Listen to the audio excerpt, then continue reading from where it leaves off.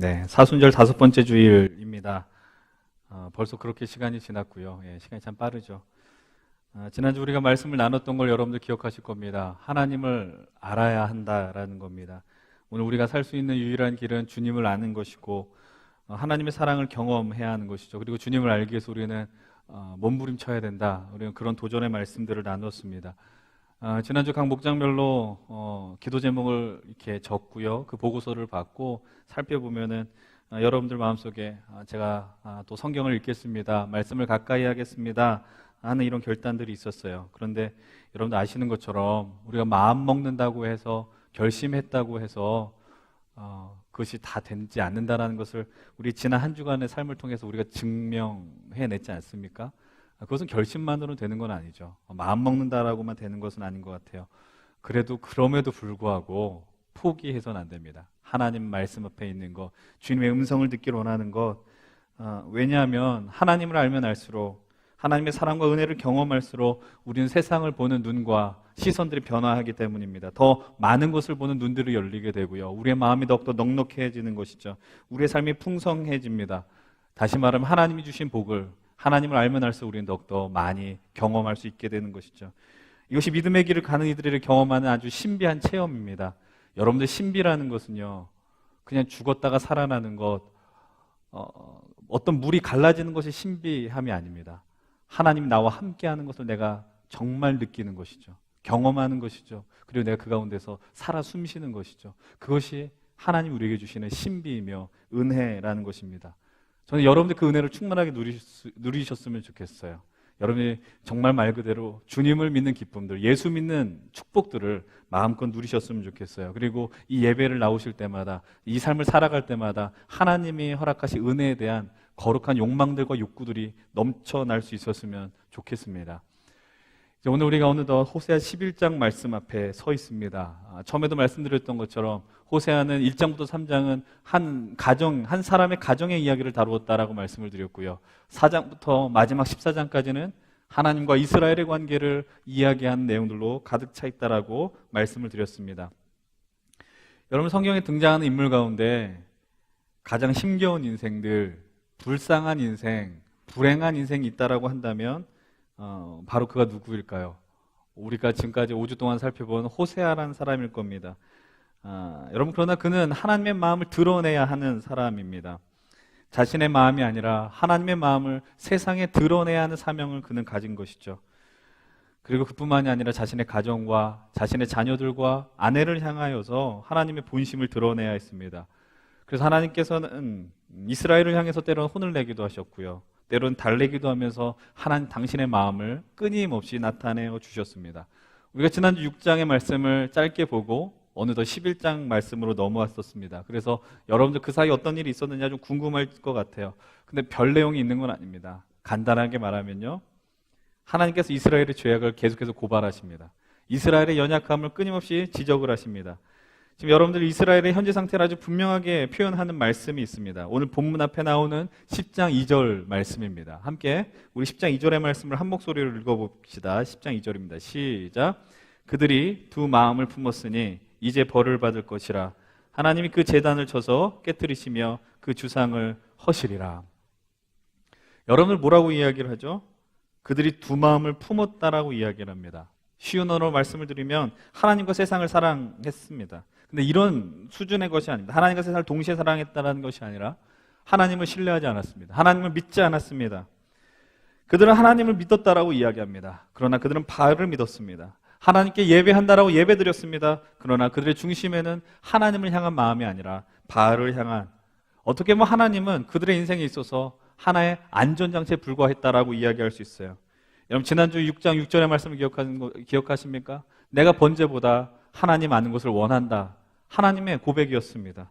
여러분, 그 마음을 우리는 기억해야 됩니다. 여러분, 예배는 여러분들에게 어떤 의미가 있어요? 여러분들 이 시간 한 주의 삶을 살면서 오늘 어떠한 생각과 마음으로 오늘 이 자리에 오셨습니까? 그냥 이 예배를 내 인생의 하나의 삶의 통과 의례로 생각하지 않습니까? 내가 오늘 이 예배를 드리지 않으면 내 삶이 좀 뭔가 개운치 않은 그 심정 때문에 나와 있는 분들 계시지 않습니까? 그런 수준으로 이 예배를 여러분들 대하고 계시진 않습니까? 하나님 그것을 원하시지 않는다라는 것이죠. 오늘도 하나님은 우리로 하여금 하나님 당신을 더 알기를 원하는 거예요. 깊은 관계 속으로, 교제 속으로 들어가길 원하시는 것이죠. 하나님의 사랑을 진실로 경험하기 원하신다라는 겁니다. 여러분, 오늘도 여러분 이 말씀에 집중하셔야 되고, 예배 자리에 우리가 그 모든 것을 집중해야 하는 것, 바로 하나님을 경험할 수 있기 때문이죠. 여러분, 이제 이스라엘의 모습을 다시 한번 보았으면 좋겠어요. 하나님을 떠났습니다. 그들이 하나님을 떠났고 우상을 향하여 자신들의 마음을 들였습니다. 결국 그들에게 어떠한 메시지가 선포가 됩니까? 오늘 본문의 5절의 말씀을 먼저 한번 읽어보시죠. 본문 5절 말씀 함께 읽겠습니다. 시작. 그들은 애굽 땅으로 되돌아가지 못하겠거늘 내게 돌아오기를 싫어하니 아수르 사람이 그 임금이 될 것이라. 쉽게 말씀드리면 그들은 결국 망할 것이다라는 거예요. 망하게 되고, 그들은 누가 다스리느냐? 아수르에 의해서 통치당할 것이다. 그리고 더 미래는 어떻게 됩니까? 포로로 끌려가게 되더라라는 것이죠. 여러분, 하나님 이미 그 부분들에 대해서 선언하신 겁니다. 이 연약하고, 죄악의 길에서 떠나지 못한 이스라엘을 보면서, 근데 우리는 또 하나님 어떤 모습을 봅니까? 절절매시는 모습, 또 어쩔 줄 몰라 하시는 여려진 하나님 모습을 오늘 우리는 또 목격하게 됩니다. 오늘 우리가 선택한 11장에서도 하나님께서는 이스라엘의 죄악과 연약함을 고발하시면서 안타까워하시죠. 오늘 본문 1, 2절의 말씀을 다시 한번 읽겠습니다. 1, 2절 함께 읽겠습니다. 시작. 이스라엘이 어렸을 때에 내가 사랑하여 내 아들을 애굽에서 불러냈거늘 선지자들이 그들을 부를수록 그들은 점점 멀리하고 바알들에게 제사하며 아로새긴 우상 앞에서 분향하였느니라.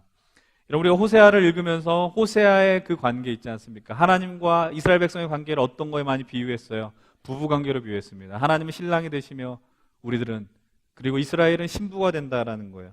근데 오늘부터 이 나오는 11장은 남편과 아내의 관계가 아니라 부모와 자식 간의 관계로 묘사하기 시작합니다. 1절의 말씀의 내용이 뭡니까? 이스라엘 어렸을 때 내가 그들을 애굽에서 불러내었다라고 이야기합니다. 여러분은 우리가 성경을 열자마자 창세기 이후에 나온 출애굽기 말씀을 기억하시죠? 하나님께서 야곱의 아들들을 애굽에 정착하여 살게 하셨습니다. 그 400년이 넘는 세월을 살게 하셨는데 그곳에서 그들은 노예가 되었고 고통과 핍박과 압제를 애굽 왕조로부터 경험하게 되었습니다.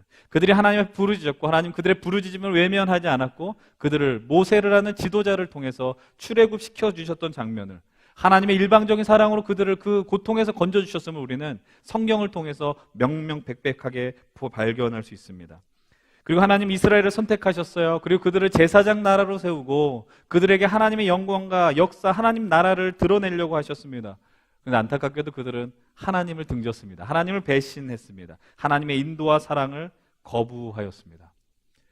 여러분, 여기에서 그분의 하나님의 안타까운 심정이 느껴지십니까? 2절의 말씀에 뭐라고 이야기를 해요? 선지자들이 그들을 부를수록 그들은 점점 멀리 간다라는 것이죠. 여러분, 우리가 감히 하나님의 사랑과 우리의 사랑을 비교할 수 없습니다. 하나님의 마음과 우리의 마음을 같이 견줄 수 없습니다. 근데 여러분도 우리의 인생 속에서 여러분들이 정말 진실로 사랑하는 누군가 친구나 여러분들의 가족을 향해서 진심으로 다하여 충고할 때가 있습니다. 그 사람이 잘못된 길을 갈 때, 어두워지는 길을 갈 때 이것은 아니다라고 여러분들이 진심을 다해서 이야기할 때가 있죠. 근데 그 사람이 그것을 받아들이지 않아요. 그것을 거부하는 거예요. 그래서 결국 계속 안 좋은 길을 가는 것, 여러분, 그것이 우리로 하여금 얼마나 좌절을 맛보게 합니까? 난 진심을 다해서 그 사람에게 이야기를 했는데 반대의 경우도 있습니다. 우리는 그것을 뭐라고 받아들입니까? 잔소리라고 받아들입니다. 그리고 내 인생에 더 이상 간섭하지 말라라고 이야기하죠. 여러분, 결국 우리 인생의 중심의 방향, 모든 방향을 정하는 것, 선택하는 것은요, 내 중심이다, 내 자신이 되는 것이죠. 그런 인생들 보면 포기하고 싶지 않습니까? 근데 하나님은 포기하지 않으시죠. 본문 3절의 말씀 같이 읽어보십시다. 3절이에요. 시작. 그러나 내가 에브라임에게 걸음을 가르치고 내 팔로 안았음에도 내가 그들을 고치는 줄을 그들은 알지 못하였도다. 여러분, 이것도 참 슬픈 말씀 아닙니까? 걸음을 가르쳐 주었어요. 그리고 팔로 안아줬어요. 정말 부모님의 모습이죠. 사랑하는 아버지, 어머니의 모습이에요. 사실 걸음마를 부모님이 가르쳐 준다기보다는 인간이 본능적으로 성장하게 되면 기다가 일어서려고 해요. 자기 힘으로 일어서려고 해요. 근데 어떻게 해요? 일어설 때마다 넘어지죠. 쓰러지죠. 그러다가 자칫 잘못하면 다칠 수도 있고 상처가 깊어질 수도 있죠. 그 순간 그 아이를 향해서 부모는 시선을 떼지 않잖아요. 그가 걸을 때 한 걸음 뗄 때마다 기뻐하고 행복해하지만 그가 넘어질까 봐 조마조마합니다. 그리고 그가 다치지 않을 수 있도록 늘 눈동자를 그에서 벗어나지 않게 하는 것이죠. 근데 그런 사랑을 누가 주셨어요? 하나님이 이스라엘 향해서 주셨다라고 이야기합니다. 근데 그 사랑을 준 이가 누구인지 이스라엘은 깨닫지 못했다라고 성경은 이야기해요. 누구의 사랑을 경험하였느냐? 그들은 알지 못합니다. 누군가에게 사랑을 주었음에도 그 사람이 그것을 인정하지 않는다면, 그것을 느끼지 못한다면, 알지 못한다면, 그리고 더 심하게 이야기해서 은혜를, 원수를 갖는다면 그 당사자에게, 본인에게 얼마나 큰 충격과 상처와 상실감이 되겠어요. 그럼에도 하나님은 그들을 향한 사랑이 변함이 없습니다. 4절 말씀도 같이 읽어봅니다. 4절 시작. 내가 사람의 줄, 곧 사랑의 줄로 그들을 이끌었고 그들에게 대하여 그 목에서 멍에를 벗기는 자같이 되었으며 그들 앞에 먹을 것을 두었노라. 여러분들 이 본문을 어떻게 이해할 수 있을까요? 이스라엘이 어떤 모습으로 있든지 나는 그들을 붙들었다라고 이야기해요. 아까 말씀드렸던 것처럼 내 시선이 그들을 향해서 벗어나지 않았다라고 이야기합니다. 근데 하나님의 이스라엘을 향한 마음을 더 느낄 수 있는 말씀을 우리가 개정개혁이 아니라 새 번역으로, 다른 번역의 성경으로 함께 좀 읽어보면 좋겠습니다. 우리 함께 4절의 말씀을 한 목소리로 화면에 있는 말씀 읽도록 하십시다. 시작.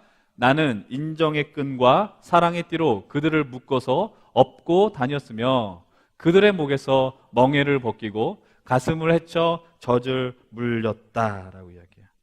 여러분 이 표현이 이 구절이 더 우리에게 와닿지 않습니까? 우리 여러분들 가운데 아직 결혼하지 않은 분들이 많이 있기 때문에, 그렇지만 많이 여러분 친구들이나 주변에서 많이 봤을 거예요. 요즘 아이를 안는 도구라고 그래야 되나요? 그것도 상당히 좋아졌잖아요, 사실은. 근데 옛날에는 여러분들 엄마들이 어떤 걸로 했어요? 포대기라는 걸로 갖고 업었단 말이에요. 그러니까 큰 천조가리에 띠가 있는 것.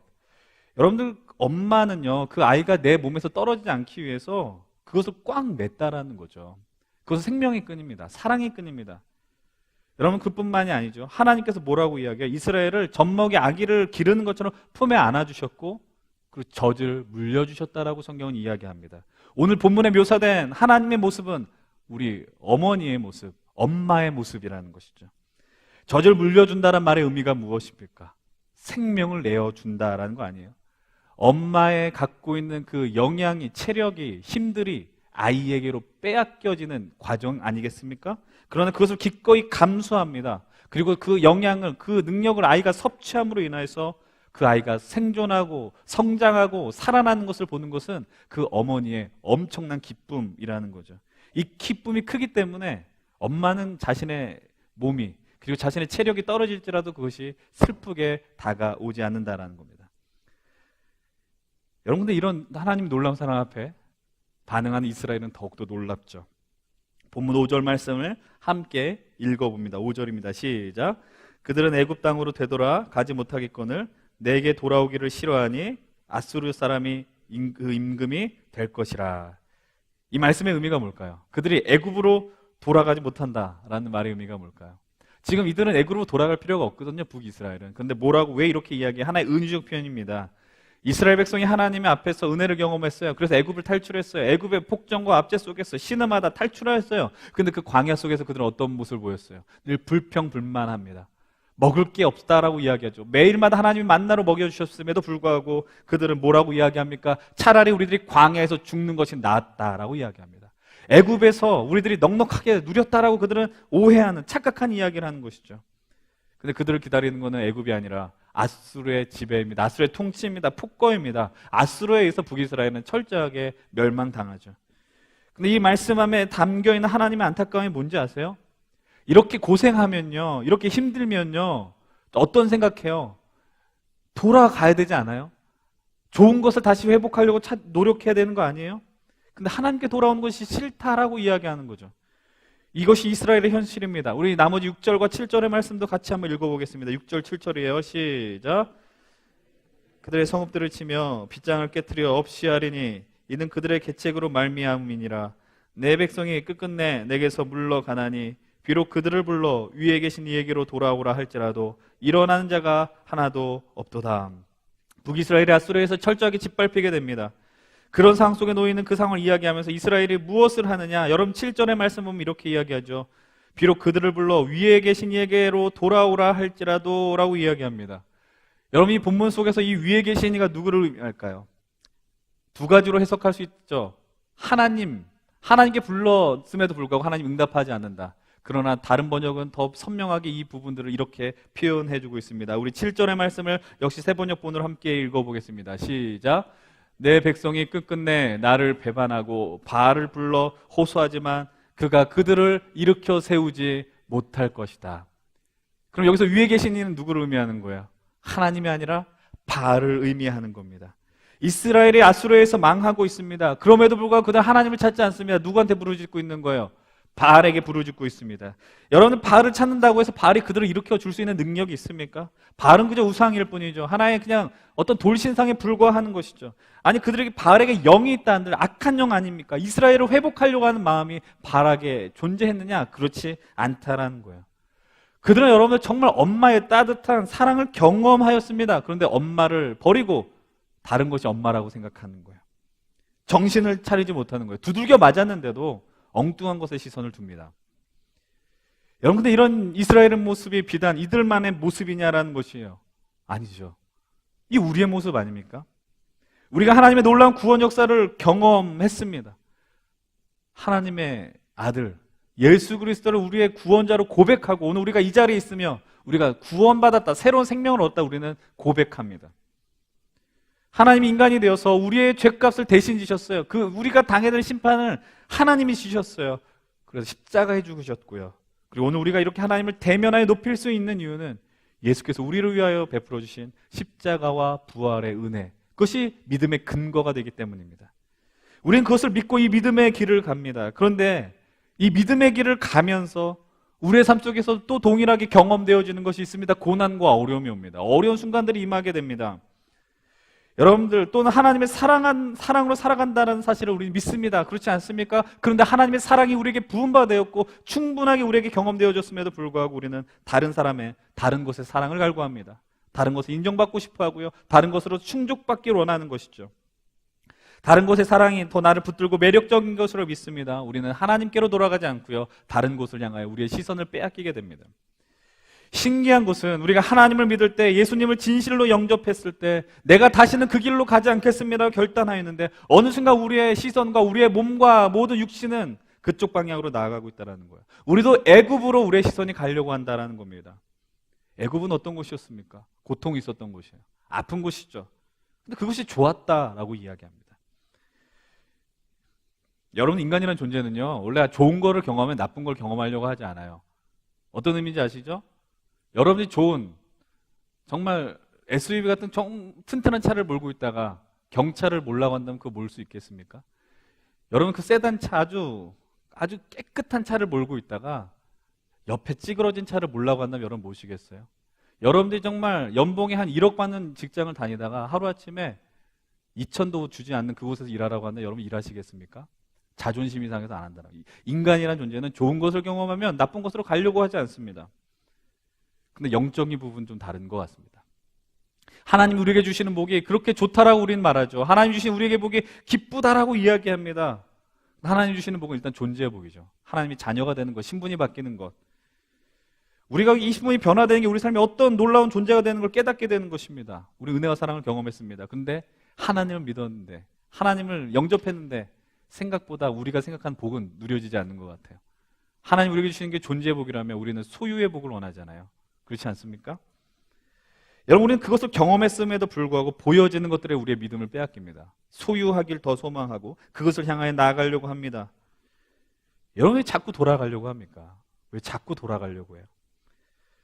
여러분, 오늘 이 상황을 복잡하게 접근하지 말고 우리의 인생을 한번 돌아보시면 됩니다. 우리 삶 속에 있는 수많은 아픔들이 있어요. 상처들이 있어요. 그건 다양할 것입니다. 그리고 오늘 제가 말씀을 드릴 때 좀 아쉽게 느껴지는 것은 여기 있는 우리 청년들이, 대부분에 있는 청년들이 부모가 아닌 자녀의 위치에 있기 때문에 오늘 나누는 말씀이 더 안 와닿을 수도 있다라는 거죠. 또 어떤 이들은 부모와의 관계가 좋지 않기 때문에 오늘 이 말씀이 더 부드럽게 다가오지 않을 수도 있습니다. 그러나 분명한 것은 오늘 우리가 이렇게 하나님 앞에 예배하며 하나님을 찬양할 수 있고 이렇게 살아올 수 있는 건 누군가의 수고와 헌신이 있었고 기도가 있었다라는 것을 부인할 수 없어요. 조금 더 분명하게 말씀을 드릴게요. 누군가의 사랑을 분명하게 경험했으니까 여기 있는 거예요. 사랑받지 않았다라고 해서 사랑받았어요. 물론 인간이기 때문에 사랑을 표현하는 게 미숙하죠. 사랑이라고 줬는데 그것을 사랑을 받지 못하는 경우도 있었겠죠.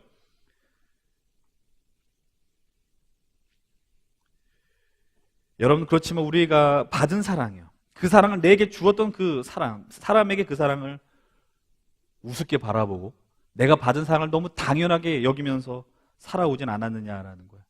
내가 사랑받는 것, 내가 부모님한테 사랑받는 것, 내가 그 연인으로부터 내가 사랑받는 것, 그것이 너무나 당연하게 다가오지 않았냐라는 것이죠.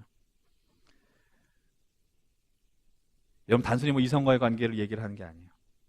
여러분, 그런 사랑이 아니라 정말 진실로 사랑했고 내 모든 것까지 아니지만 막갑지 않다 질신된 마음 부어줬던 그 사람이 아무렇지도 않게 내가 그것을 여기게 될 때 그 사람이 받을 상처가 있고요, 내가 반대로 그렇게 사랑을 줬는데 그 사람이 그거 아무것도 아니야, 얼마나 우리에게 큰 상처가 되겠습니까? 여러분, 정말 전심을 다해서 그 사람을 섬기고 사랑했는데 그것들이 보지 않는다면 얼마나 많은 아픔이 되겠어요. 우리가 그것 가운데 또 어떻게 감정이 변화돼요? 분노하게 돼요. 그리고 분노하게 되고 점점 나아가게 되면 어떤 일이 벌어져요? 포기하게 돼요. 자연스러운 반응이에요. 나쁘다라고 얘기를 하는 게 아니에요. 그것이 우리의 실력이고 우리의 수준이에요. 우리가 사랑을 줬는데 그 사람이 반응하지 않으면 우리는 더 이상 그 사람에게 사랑을 줄 이유를 발견하지 못합니다. 근데 분명한 건 뭐냐면 아픈 건 아픈 거죠. 내가 그렇게 했는데 그를 반응하지 않으면 아픈 건 아픈 거라고요. 오늘 하나님께서 베풀었던 그 사랑, 이 짧은 말씀 우리가 잠깐 묵상해도 절절하지 않습니까?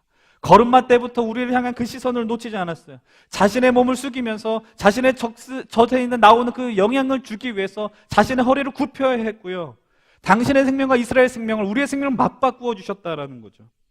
그럼에도 이스라엘은, 그리고 우리들은 여전히 우리의 각기 자기 길로 가게 됩니다. 그런 가운데 하나님께서 그들을 향해서 던지시는 너무나도 극단적인 감정의 표현이 오늘 또 등장하게 됩니다. 오늘 또 이런 하나님을 보면서 뭐 이런 바보 같은 모습이 다 있느냐라고 우리는 또 보게 될지 모릅니다. 너무 선명하게 나와 있어요. 8절과 9절의 말씀 함께 읽겠습니다. 8절 9절입니다. 시작.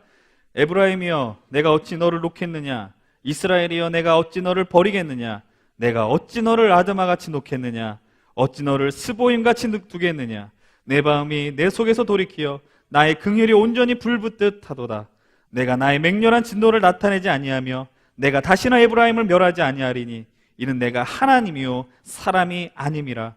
내 가운데 이는 거룩한 이니 진노함으로 내게 임하지 아니하리라. 이 8절의 말씀 여러분들 보세요. 지금 성경에 여러분 시선을 두고 보셔요. 지금 이 말씀을 전하는 하나님의 심정이 느껴지십니까? 그 목소리가 전해지지 않습니까? 여러분 느껴지세요?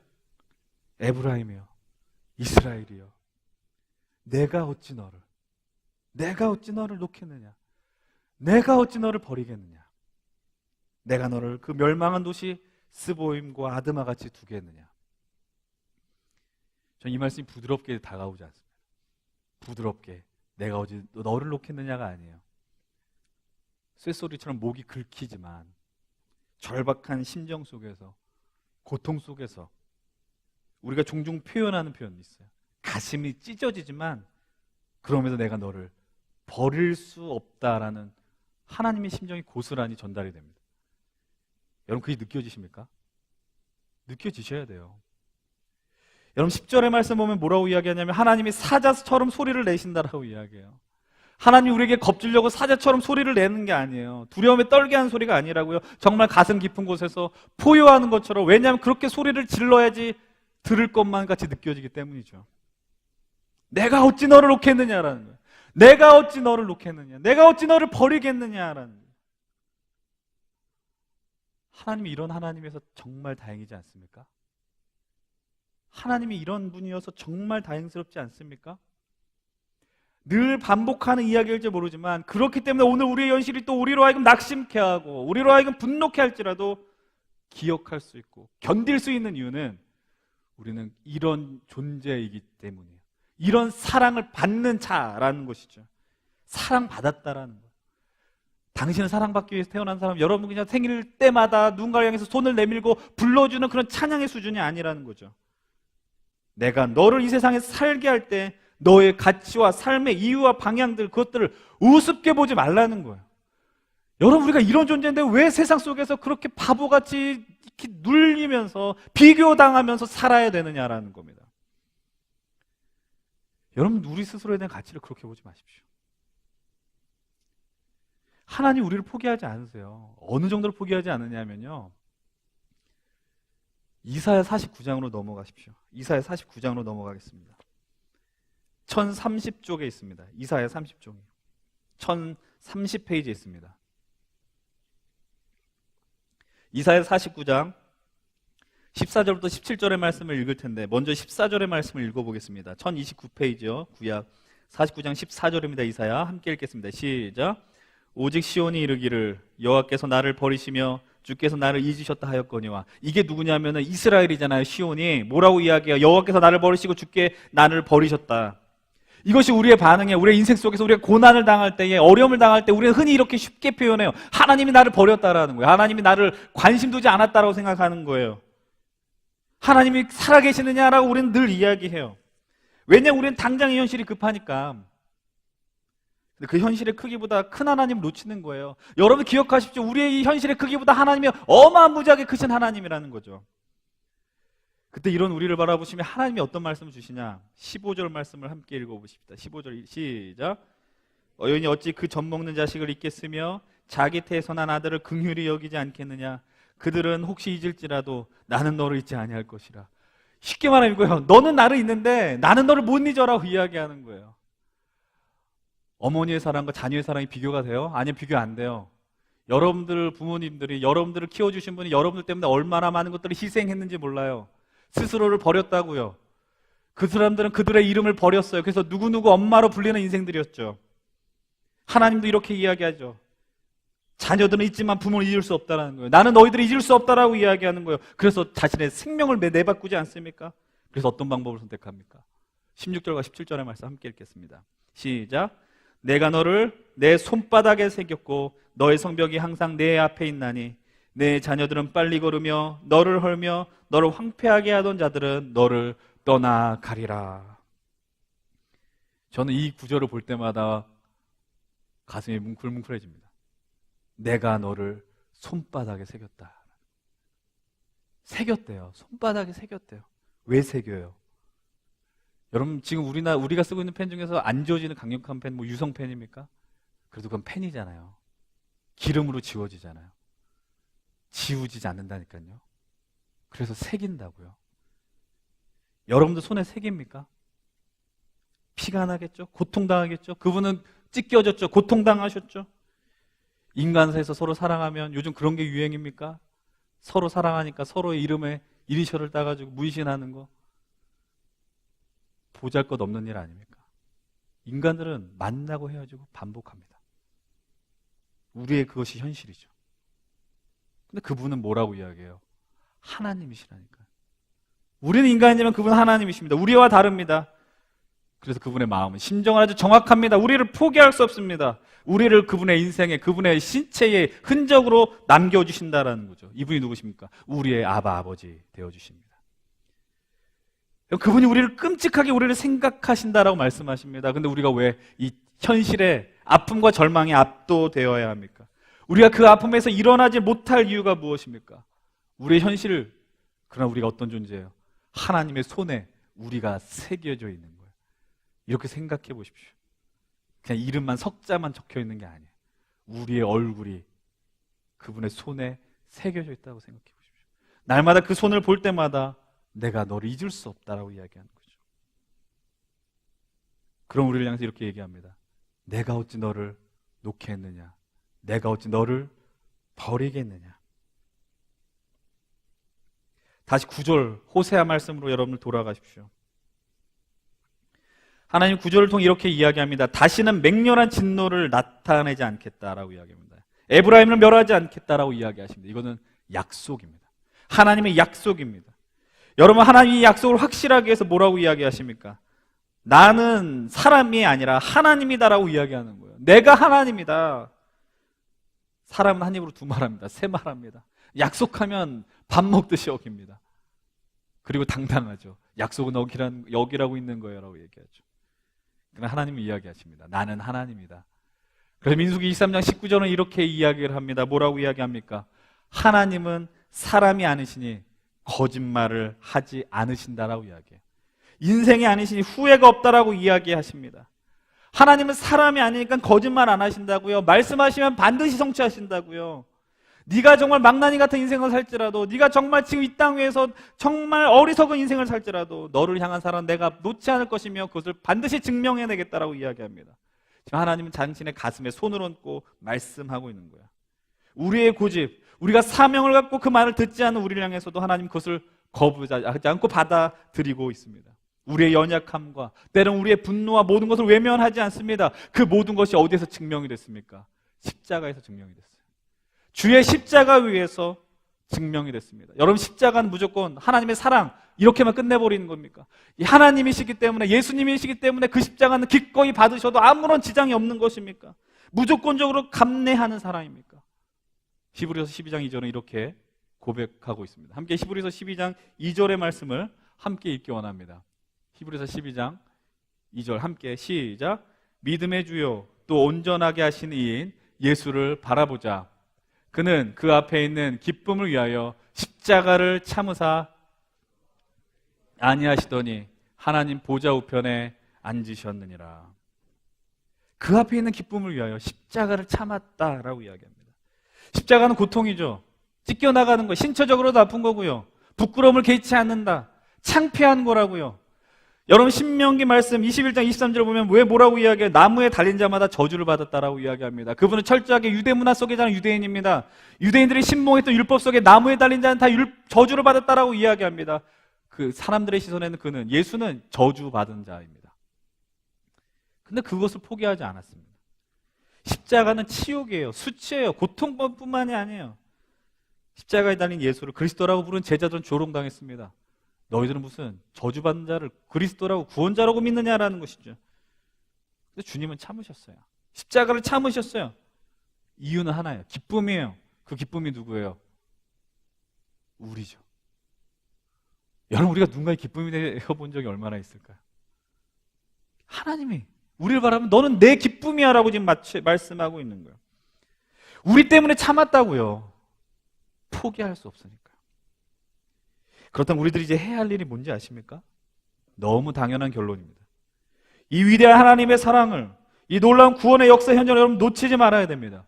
오늘 우리에게 찾아온 하나님의 이 무시무시한 사랑을, 포기하심이 없은 이 사랑을 여러분을 받아들이시고 목격하고 경험하시고 믿으셔야 합니다. 제가 이 한 주간이 아니죠. 호세아 말씀 보면서 계속해서 던졌던 질문이 뭔지 아세요? 이렇게 사랑할 수 있을까, 내가? 우리가 이렇게 사랑할 수 있을까? 내가 이렇게 할 수 있을까? 이렇게 참으면서 할 수 있을까? 못한다. 제가 정말 미천한 삶의 시간을 살아왔지만 점점 느끼는 건 내심의 부족함과 연약함을 느끼게 됩니다. 특별히 목사는 좀 참아야 되잖아요. 그죠? 목사가 화내면 안 되죠. 그죠? 목회기를 가면서 내가 그 영혼을 붙들고 사랑해야지라는 마음이 있는데 포기하지 말아야지라는 그 말은 하죠. 내가 그것을 포기하지 않겠노라고 이야기하죠. 근데 어떤 일을 향해서 내가 정말 붙들어야겠다? 점점 그것들이 사라지는 것을 목격하게 됩니다. 그것이 뜻대로 되지 않을 때 압박과 두려움이 스트레스가 오다가 이렇게 치부해버려요. 하나님이 하시는 일이지. 하나님이 알아서 하시겠지. 그러면서 넘어간 일이 얼마나 많은지 몰라요. 그러면서도 또 절망할 것 같다라는 생각을 하게 됩니다. 그런데 또 은혜가 돼요. 위로를 경험해요. 이 말씀, 내가 널 어찌 버리겠느냐. 그래, 나는 하나님이 아니라 사람이야. 이 소리를 우리들 놓치지 않길 바랍니다. 그럼에도 불구하고 우리가 사람을 향한 시선들도 포기하지 않았으면 좋겠어요. 이번 호세아 강요 설교의 그 타이틀이 이거예요. 여러분들 나눠드린 그 교재에도 있지만 내가 어찌 너를. 그분의 외침을 여러분을 기억하십시다. 하나님의 사랑을 놓치지 마십시다. 그리고 이 믿음의 길을 가면서 여러분, 우리의 삶이 앞으로 많이 남았어요. 생각보다 꽤 많이 남았어요. 그 말의 의미는 이 믿음의 자리에서 자꾸 우리를 유혹하고 흔들려고 하는 일들이 많이 있다라는 사실입니다. 포기하지 마십시다. 그 사랑을 우리의 마음을 열고 받아들이십시다. 사랑받은 자답게 살아가십시다. 하나님이 우리를 포기하지 않으시기에 우리도 이 세상의 사람들을 바라보며 예수 그리스도의 십자가 시선으로 우리들도 포기하지 않고 붙들고 나아가십시다. 오늘 이 말씀이 여러분들을 살리는 소망의 말씀이 되길 다시 한번 간절히 축원드립니다. 에브라임이여 내가 어찌 너를 놓겠느냐? 이스라엘이여 내가 어찌 너를 버리겠느냐? 잠실교회여 내가 어찌 너를 놓겠느냐? 잠실교회 청년들이여 내가 어찌 너를 버리겠느냐? 주님이 오늘 우리에게 주시는, 우리를 회복시키시는 능력의 말씀입니다. 이 말씀을